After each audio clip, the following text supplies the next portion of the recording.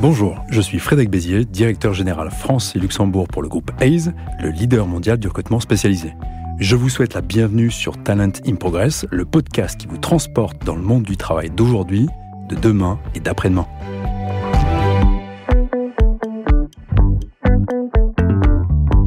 Bonjour et bienvenue pour ce nouvel épisode de Talent in Progress. Le thème du monde du travail de demain, ou de celui du futur du travail, suscite aujourd'hui beaucoup d'intérêt et une grande variété de personnes s'expriment sur ce qu'il pourrait être, personnes dont je fais partie. Et c'est bien normal que nous soyons nombreux à nous exprimer sur ce sujet, car le monde dans lequel nous travaillons tous aujourd'hui me semble être, à de nombreux égards, enclin à toutes les possibilités, les meilleures comme les pires. Et alors la question que nous posons tous, si nous nous projetons un peu, disons 5 ou 10 ans, quelles compétences allons-nous devoir développer pour réussir dans le monde du travail de demain ? Et ça tombe bien, puisque c'est aujourd'hui le sujet de notre émission, et j'ai à mes côtés Rémi Merciol, secrétaire exécutif et directeur de la transformation RH pour le groupe La Poste. Bonjour Rémi. Bonjour Frédéric. Rémi, je vous propose une question introductive. Est-ce que vous pouvez nous présenter votre parcours, votre rôle et votre entreprise ? J'ai réalisé mon parcours professionnel au sein du groupe La Poste en alternant les fonctions opérationnelles et fonctionnelles. J'y étais notamment à plusieurs reprises directeur territorial. J'ai rejoint la DRH du groupe il y a 7 ans où j'ai été directeur de la mobilité d'abord et ensuite j'occupe les fonctions que vous avez mentionnées Frédéric. Alors le groupe La Poste, tout le monde le connaît, mais quand même c'est 34 milliards de chiffre d'affaires, c'est un groupe multi-activités, la branche service courrier colis, la branche Géopost, la banque postale et la branche grand public et numérique. C'est 233 000 salariés, dont 23% à l'étranger. C'est quelque chose que l'on ne sait pas toujours, notamment avec les effectifs de Géopost, mais aussi maintenant à travers le pôle de banque assurance. La CNP est notamment présente dans différents pays, mais notamment en Amérique du Sud. D'accord. Et j'imaginais pas que le groupe La Poste soit aujourd'hui une entreprise aussi développée et avec autant de collaborateurs. C'est une belle entreprise. C'est une entreprise qui reste très très présente en France. C'est là que sont ses racines, mais effectivement, elle a développé des activités à l'étranger. Elle cherche à conforter le socle de ses activités historiques et dans le même temps de développer de nouvelles activités. Et l'entreprise a pris un tournant récemment, justement, sur son statut, son évolution. Elle est devenue société à mission en juin 2021. Alors, elle a toujours eu des missions de service public. C'est une entreprise très, très singulière, à la fois une société anonyme, mais également une entreprise qui a conservé des missions de service public, 4 missions de service public. Et donc, elle a encore renforcé ce sens et cet objectif au service de l'intérêt général, devenant entreprise à mission en juin 2021, ce qui conforte encore une fois ce croisement finalement d'être entre le marché, ces activités sont totalement en concurrence, et au service de l'intérêt général. L'intérêt général. C'est absolument formidable et on a reçu sur ce podcast des entreprises qui se transformaient, avaient cette mue justement sur des missions, et je trouve que c'est particulièrement louable dans le moment dans lequel on est, et félicitations à La Poste pour cette nouvelle mue. Et Rémi, je commence avec vous, avec une question un peu complexe, mais c'est une belle question et je pense qu'elle a le mérite d'être posée, surtout pour répondre à notre question du jour. À quoi pourrait ressembler, si on doit commencer à réfléchir à quelles pourraient être les compétences dont on aurait besoin dans le monde du travail de demain, peut-être que la première chose qui nous reste à faire aujourd'hui, c'est de commencer à définir, dégrossir les scénarios potentiels. Donc la question que je vous pose, à quoi pourrait ressembler le monde du travail de demain selon vous ? Et oui, Frédéric, une grande et belle question. Je vais essayer de l'attraper par quelques éléments d'éclairage. Je pense évidemment, ça sera un monde fait d'incertitudes, d'imprévisions. On a parlé, certains ont parlé de permacrise, cette crise effectivement continuelle qui oblige à s'adapter en permanence. Et en fait, je crois que ce qui est caractéristique, c'est qu'on doit faire face à plusieurs transitions en même temps. La transition écologique, la transition numérique, avec l'accélération des nouvelles technologies, la transition démographique et aussi la transition territoriale. Et tout cela, je pense, ce sont autant de défis dont il faut faire des opportunités. Ça change aussi le rapport au travail. Un autre sujet pour le monde du travail de demain qui est difficile à définir, et je suis d'accord avec vous, c'est que aussi il y aura une nouvelle génération qui prendra place dans le futur et qui aura peut-être envie de donner un sens différent à cette notion de travail. Absolument. Donc il y a plein de mutations qui sont en changement et c'est vrai que ce qu'on peut peut-être retenir du moment dans lequel on est, c'est et j'aime bien cette expression qui est très galvaudée parce qu'elle est très utilisée dans la presse, dans les médias et moi-même je l'utilise beaucoup, mais cet acronyme VUCA qui ramène 4 notions qui me semblent intéressantes, que sont la volatilité, l'incertitude, la complexité et l'ambiguïté. Et je pense que le monde du travail de demain, il sera empreint de tous ces phénomènes, alors peut-être avec une accélération de ces transformations. Et donc du coup, ce qu'on pourrait retenir, c'est que le monde du travail de demain, il sera toujours en mutation, en accélération, et donc enclin à beaucoup de scénario potentiel. Absolument. Et puis, c'est la première fois, finalement, qu'on a la cohabitation aussi dans les entreprises des digital natives, comme on dit, et des baby boomers. C'est vrai. Et voilà, et ça pose des questions de cohabitation et de gestion de l'intergénérationnel. Et ça ouvre des questions nouvelles et des réponses aussi qu'on doit chercher différemment. C'est vrai, et je pense qu'aussi dans ces thèmes de relations intergénérationnelles, on parle beaucoup de collaboration aussi, et on parle aussi des soft skills, et je crois que le thème des soft skills a été très très très marqué et a fait couler beaucoup d'encre sur les années précédentes. Est-ce que pour vous, les soft skills sont des compétences justement du monde de travail de demain, au dépens même des hard skills, c'est-à-dire les compétences techniques?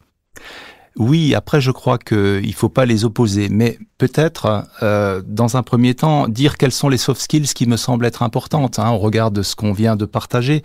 Moi je pense que l'adaptabilité, l'engagement sont très très importants.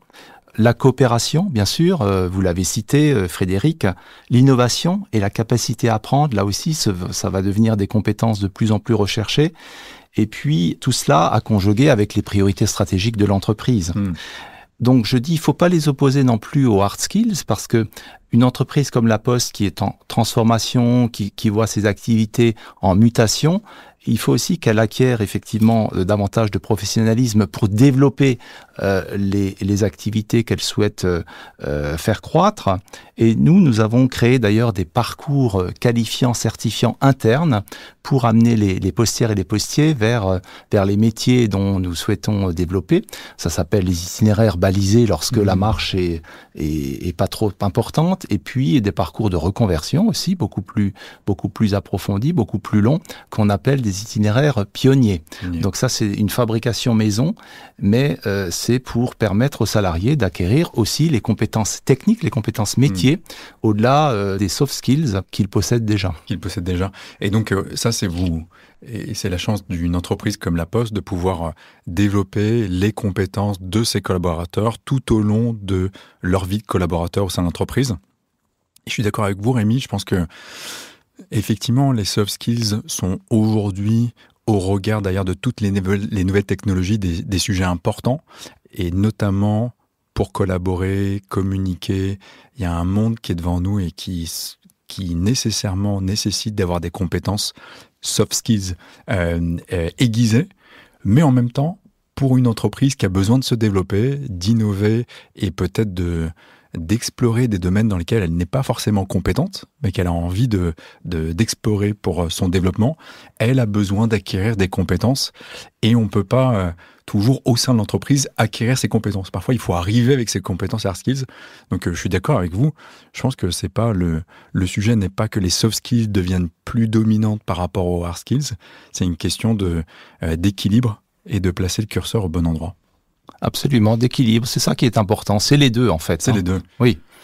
Et est-ce que, justement, à La Poste, il y a des métiers pour lesquels, et c'est un sujet qu'on s'est aussi beaucoup posé chez Hays, vous n'avez plus du tout recours au recrutement indexé sur les hard skills? Oui, il y en a, ce sont les métiers qui peuvent s'exercer dans chacune des branches d'activité, où il faut effectivement être plus sur savoir s'intégrer dans l'entreprise, savoir s'adapter, donc on est plus sur les compétences comportementales. Cela dit, encore une fois, il y a beaucoup de métiers qui doivent posséder à la fois des compétences comportementales et techniques. Donc, je pense qu'il n'y a pas d'exclusive, c'est bien l'équilibre, comme on le disait tout à l'heure, qui prédomine. Et c'est bien ce que je crois que ça multiplie les parcours d'entrée au sein de l'entreprise. Oui, absolument. Et de pouvoir capter des profils et des publics différents. Oui. Et on a fait la même chose aussi chez Hayes. On a essayé d'avoir des recrutements sans CV, par exemple. On a été innovant. Il y a 20 ans, on commençait déjà à réunir les gens et à observer leur comportement, leur style. Alors, ça présente aussi des biais, mais autant que se pouvait, on a essayé de pouvoir penser à la diversité et penser autrement. Mais c'est vraiment important de voir que les entreprises, dans ce monde du travail de demain, sont déjà en mouvement sur tous ces sujets, de capter des types de compétences et donc nécessairement potentiellement de profils différents. Oui. Et puis nous, on a un grand sujet effectivement de permettre, puisque le salarié de la Poste fait souvent une carrière longue, donc de faire en sorte qu'il se forme tout au long de ce parcours professionnel. Oui. On a de grands programmes qui s'adressent à l'ensemble des postiers, par exemple pour former au numérique, à la data et à l'IA. On a un programme stratégique qu'a souhaité notre président directeur général Philippe Val, de faire en sorte qu'en 2025, 100% des postières et des postiers y soient formés. C'est quelque chose qui se déroule de manière très très importante et c'est fondamental pour continuer à être leader sur le marché. Une question que je me pose pour une entreprise comme la vôtre. La Poste est une marque qu'on connaît tous, avec laquelle on a beaucoup de Français ont grandi, et donc on voit son empreinte et son déploiement au travers du territoire français. On a vu aussi la transition écologique dans laquelle le groupe La Poste s'est impliqué, et c'est aussi un phénomène émergent dans lequel notre entreprise aussi se développe, et on essaie de réduire nos émissions carbone, notre empreinte, et d'inscrire l'écologie et la responsabilité sociale dans toutes les réflexions qu'on mène. Est-ce que le groupe La Poste, aujourd'hui, dans sa stratégie d'acquisition de talents, est aussi orienté sur les green skills, les compétences vertes, dans sa stratégie de recrutement ? Absolument, Frédéric. C'est quelque chose de très, très important pour nous. Ce qu'on veut, c'est une croissance rentable et responsable. C'est les deux. Et il faut dire que La Poste est historiquement engagée dans la transition écologique, avec des ambitions très, très fortes en matière de décarbonation. On souhaite avoir atteint le zéro émissions nettes dès 2040. Dès 2040. Et dans nos activités, on a d'ores et déjà des atouts importants. On a 37 000 véhicules verts, 17 000 vélos à assistance électrique. Tout ceci est une force. Et on souhaite aussi que les postières et les postiers comprennent davantage cette nécessité. Alors, est-ce que d'ailleurs, non, j'ai une question. Oui. Rémi, du coup, j'imagine que les 17 000 postiers collaborateurs qui ont accès à un vélo électrique en sont ravis, parce qu'en même temps, ils peuvent mettre un degré d'assistance. Ouais. Est-ce que ça en fait finalement des collaborateurs qui sont sensibles à ces sujets ? Oui. Ou est-ce qu'ils sont juste heureux d'avoir un véhicule qui est électrisé? Oui, nous effectivement, on considère que chacun des salariés est ambassadeur finalement de cette entreprise, de La Poste, qui souhaite verdir toutes ces activités. Ils en sont très fiers d'abord, et c'est une source d'engagement et de motivation vis-à-vis du client. C'est quelque chose de très très important. Et pour fortifier tout cela, pour conforter tout cela, on a un programme là qu'on a lancé qui s'appelle Tous engagés, avec une série d'actions à l'intérieur au titre de la RSE. Il faut aussi faire en sorte que les managers comprennent bien. Oui. Et donc, ils ont, les 6000 managers du groupe La Poste ont des objectifs dont le marqueur est la RSE. Il n'y a plus aucun projet qui ne soit réalisé sans cela. Donc ça, c'est super important. Après, on a une politique au-delà de ça, parce que la RSE, c'est très vaste. Il y a aussi le S, le social de RSE. Donc, il y a l'engagement sociétal, mais aussi social. Et La Poste est historiquement aussi engagée dans des valeurs, dans des éléments extra-financiers. Elle a atteint l'égalité salariale femmes-hommes. Elle est la première handi employeur de France, avec 14 000 personnes bénéficiaires de l'obligation de l'emploi. Enfin, vous voyez, tous ces éléments-là confortent effectivement notre socle de valeurs et notre dimension RSE, qui est absolument indispensable. Je suis d'accord avec vous, Rémi. Ce qui est difficile, et on l'observe, c'est que il faut susciter de l'engagement auprès de tous ses collaborateurs, aussi bien de la direction, des managers, de l'ensemble des collaborateurs qui contribuent à l'entreprise, et ils y contribuent tous. Comment vous faites pour justement arriver à instiller dans un grand groupe comme le vôtre, cette sensibilité, cet engagement pour l'écologie et pour l'impact positif sociétal? Déjà, quand on est postier, on est fier d'y être, on est très engagé parce que c'est une entreprise qui a des valeurs fortes, des valeurs historiquement ancrées. Elle est utile, elle doit être utile à chacun des Français, elle est dans l'intérêt général, et donc ça, c'est une marque d'engagement et de fierté pour chacun des postiers.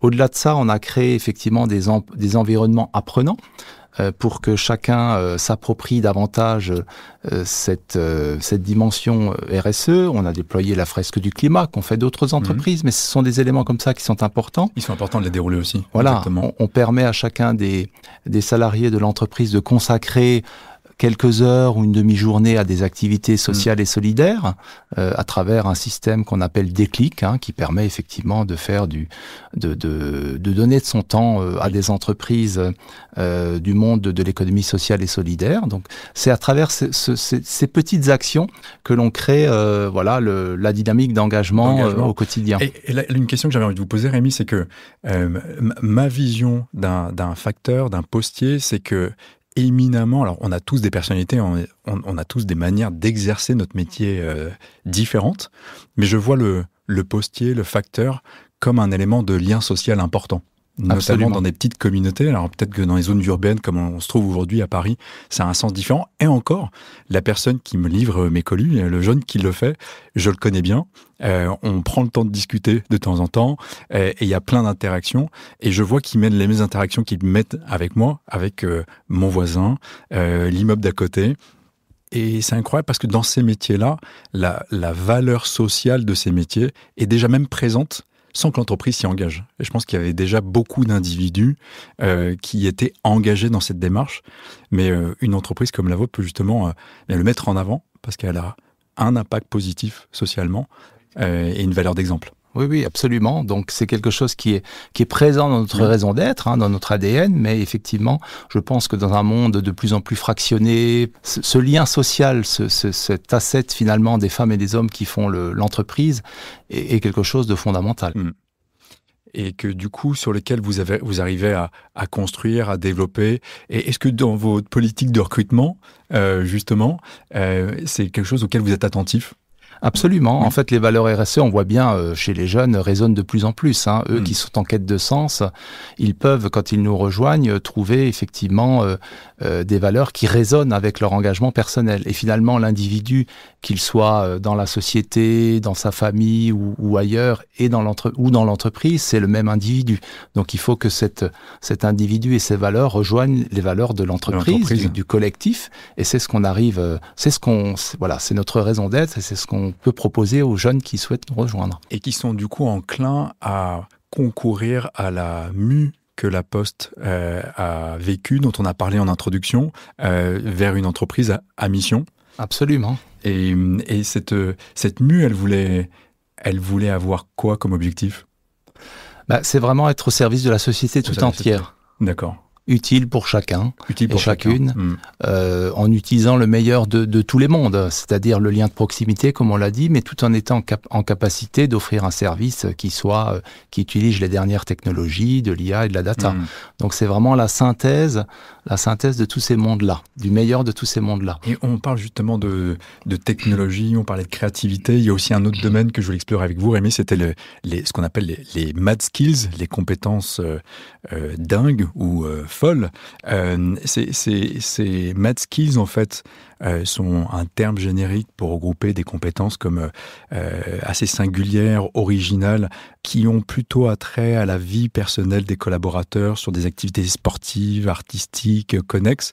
Est-ce que ça, c'est un domaine de compétences sur lequel vous allez puiser ou pas nécessairement ? Alors, je pense que ça dépend beaucoup de la culture et des valeurs de l'entreprise, de son ADN.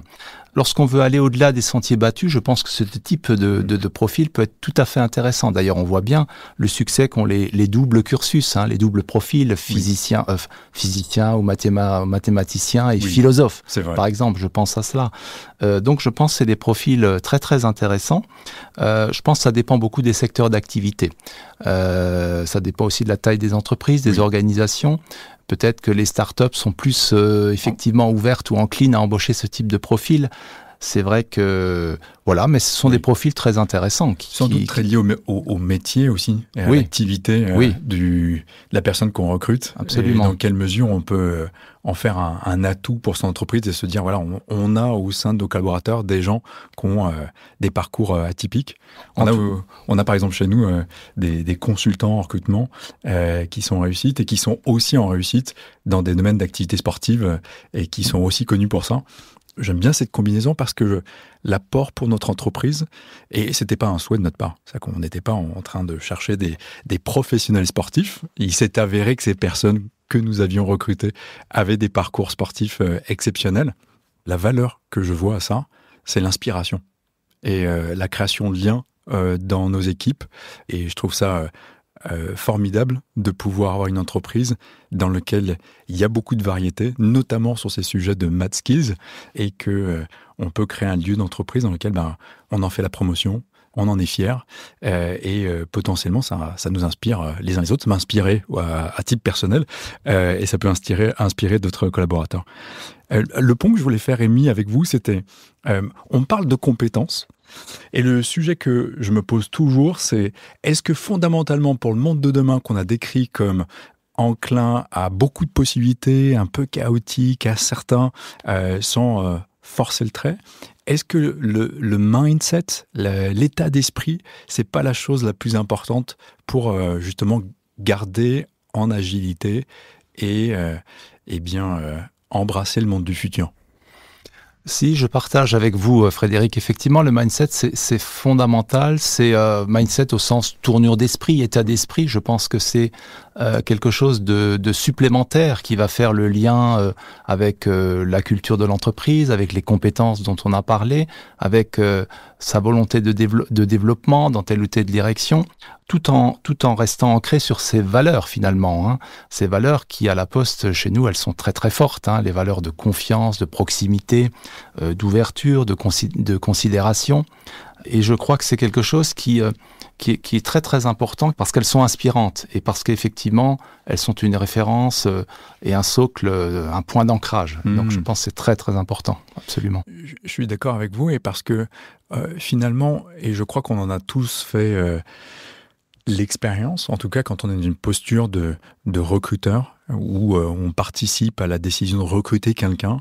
Alors on sait que quand on recrute quelqu'un, on projette beaucoup de nous-mêmes. On a des biais cognitifs qu'on appelle, et donc on est enclin à soit recruter des gens qui ont des parcours similaires aux nôtres, des domaines de compétences, qui travaillent à la concurrence, qui ont déjà exercé des métiers similaires. On se dit, c'est un gage de sécurité, la personne est sachante et a déjà une expérience positive dans nos métiers. Or, la réalité, quand on a un peu d'expérience en recrutement, chez Hays, on recrute 15 000 personnes par an. Donc c'est un sujet qu'on suit beaucoup. On s'aperçoit que parfois on fait des fausses routes. On s'est trompé, d'ailleurs mutuellement, hein, aussi bien en tant qu'employeur que pour les gens qui ont postulé au poste. Et souvent, ce qui fait défaut, c'est la partie état d'esprit, la partie culturelle. C'est-à-dire, on peut être compétent sur un sujet, mais ne pas venir embrasser une entreprise, s'acclimater à son environnement. Ça peut être une question managériale, humaine, un département, une intégration qui ne s'est pas bien passée. Mais souvent, il y a derrière une sorte de relent de se dire eh bien, j'ai du mal à me connecter, vous en parliez Rémi, aux valeurs de l'entreprise, à son message, à son environnement. Mais ce n'est pas toujours palpable. C'est-à-dire que souvent, c'est quand même de l'ordre du ressenti, de l'expérience humaine de l'entreprise. Est-ce que vous pensez que justement, pour faire le pont entre l'état d'esprit et la culture, que la culture d'entreprise, c'est quelque chose qui est fondamental pour les entreprises dans le monde du travail de demain ? Je vais répondre à votre question, mais votre réflexion précédente m'inspire aussi le fait, je vais le prendre un peu dans l'autre sens sur le mindset. Hein, finalement, le mindset permet aussi aux compétences de s'épanouir de la manière dont il faut. Oui. C'est aussi un élément, et ça montre effectivement l'interaction et l'interdépendance entre les deux. Sur la culture d'entreprise, oui, c'est fondamental, c'est véritablement ce qui caractérise son histoire, c'est l'élément humain. par essence, par définition. Donc, son socle identitaire, ses valeurs, ses pratiques. Je pense que c'est une notion très large, mais qui doit être identifiée par les salariés. Je pense que c'est important pour chacune des entreprises de travailler sa culture au regard des responsabilités qu'a l'entreprise, parce que je considère que l'entreprise a des responsabilités. Nous parlions tout à l'heure de la RSE. Les entreprises ont une responsabilité dans la manière dont elles appréhendent ce sujet-là, dans la transparence avec laquelle elles en parlent et dans les résultats qu'elles atteignent, qu'elles dégagent, absolument. Et j'aimais beaucoup ce que vous disiez, Rémi, en introduction. Je crois que quand on parlait des soft skills, vous avez présenté le fait que l'une des soft skills qui vous paraissait importante pour votre entreprise, c'était la capacité d'apprendre à apprendre. Et je crois que ça reflète beaucoup, ça renvoie beaucoup à l'idée de l'attitude qu'on a sur son travail. On peut être compétent, exercer un domaine de compétences techniques dans lequel on est confortable, et en même temps, on sait très bien que surtout dans le monde dans lequel on est, eh bien, il est très probable que ce qu'on sait faire aujourd'hui n'aura peut-être plus de valeur demain. Donc, d'être toujours en mouvement dans l'acquisition de compétences nouvelles concourt à cet état d'esprit, cette culture dont on parle. Et en même temps, c'est un sujet complexe. Parce qu'une fois qu'on a présenté tous ces éléments, je trouve qu'à faire vivre en entreprise, ça peut être quelque chose de difficile. Est-ce que de votre expérience, pour les auditeurs, les entreprises qui nous écoutent, ou les collaborateurs, il y a des choses qu'on peut mettre en place pour justement faciliter une culture d'entreprise qui est dans l'apprentissage et dans le mouvement? Oui, je pense qu'il y a différents ingrédients à activer au regard de cette question qui est très très importante. Et vous avez raison, Frédéric, c'est dans une entreprise apprenante et qui effectivement diffuse cet environnement-là qu'il faut se situer. Nous avons, alors déjà, on a chaque année un taux d'accès à la formation qui est assez intéressant puisqu'il est à plus de 90%. Donc 90% des postiers chaque année bénéficient d'une formation et on l'a bien compris. Et donc on met en place différents dispositifs, qu'ils soient ceux que j'ai décrits tout à l'heure, des dispositifs assez importants de reconversion ou pour permettre aux métiers tels qu'un facteur d'aller sur d'autres métiers qui sont plus demandés dans l'entreprise.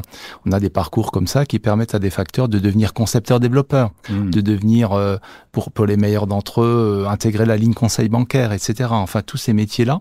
Et après, on a un dispositif assez large qui incite à l'auto-formation, parce que je pense que chacun des salariés doit être aussi acteur de sa propre employabilité, du développement de son employabilité. C'est fondamental. Donc, un environnement positif pour amener chacun des salariés à se former, soit à travers des cursus dont ils bénéficient, les grands programmes que j'ai évoqués, des programmes professionnels pour changer de métier, ou sur de l'auto-formation. On a chaque année, d'ailleurs, au moment de l'été, les estivales de la formation qui permettent à chacun des postières et des postiers de se former de manière un petit peu plus ludique, mais toujours très utile. Comment augmenter mon impact, comment à l'initiative des salariés ou à l'initiative de managers? C'est nous qui le créons, mais c'est effectivement après mise à disposition de chacun des salariés qui peut en faire ce qu'il veut. C'est vraiment en liberté d'accès, mais très très utile, et ça a chaque année beaucoup de succès. J'imagine. Rémi, on arrive à la fin de ce podcast. La question que j'ai pour vous, si nous avions parmi nos auditeurs des gens qui étaient intéressés pour rejoindre le groupe La Poste, comment on peut s'y prendre pour vous rejoindre? Alors, tout d'abord, redire qu'on donne la priorité à la mobilité interne. Je pense que c'est important de comprendre ça, mais d'ailleurs, c'est important aussi pour celles et ceux qui nous rejoignent, de se dire qu'effectivement, ils pourront évoluer à travers une entreprise qui offre plus d'une centaine de métiers différents, avec à travers différentes branches d'activité. Et sur notre marché du travail interne, nous avons plus de 2000 offres d'emploi tous les jours. Donc ça, c'est important à redire. On recrute bien sûr aussi en externe, des profils, alors surtout sur les métiers de l'IT, je les citerai, on recrute beaucoup d'architectes qui sont spécialisés dans l'infrastructure cloud, des data engineers, des product owners, des administrateurs réseau, enfin tous ces métiers effectivement, pour lesquels on a d'ailleurs aussi créé une école de la data et de l'IA pour former des postiers et former des non-postiers, pour mixer les deux, qu'on veut d'ailleurs aussi à parité femmes-hommes, parce qu'on croit fortement aussi à au fait de féminiser ce type de métiers qui sont fortement genrés. Après, on recrute aussi beaucoup de commerciaux bancaires pour notre activité banque assurance, des chargés de clientèle, et puis beaucoup d'alternants. D'accord. Et donc, si vous voulez nous rejoindre, vous allez sur la poste recrute.fr et vous verrez toutes les offres actuellement en ligne. On est aussi très très présent, si vous voulez nous rencontrer, sur les salons. D'accord. On était récemment sur le salon Talents Force des Planètes, D'accord. à la porte de Vincennes. Et puis on fait les grands salons, les salons d'étudiants, etc. Habituellement. Parfait. Rémi, c'était un plaisir de vous avoir avec nous. Merci beaucoup pour ce podcast ensemble. Merci Frédéric. Merci. À bientôt. À bientôt. Merci d'avoir été avec nous sur Talent in Progress. Si vous souhaitez retrouver tous les épisodes de notre podcast, rendez-vous sur ace.fr et notre page LinkedIn.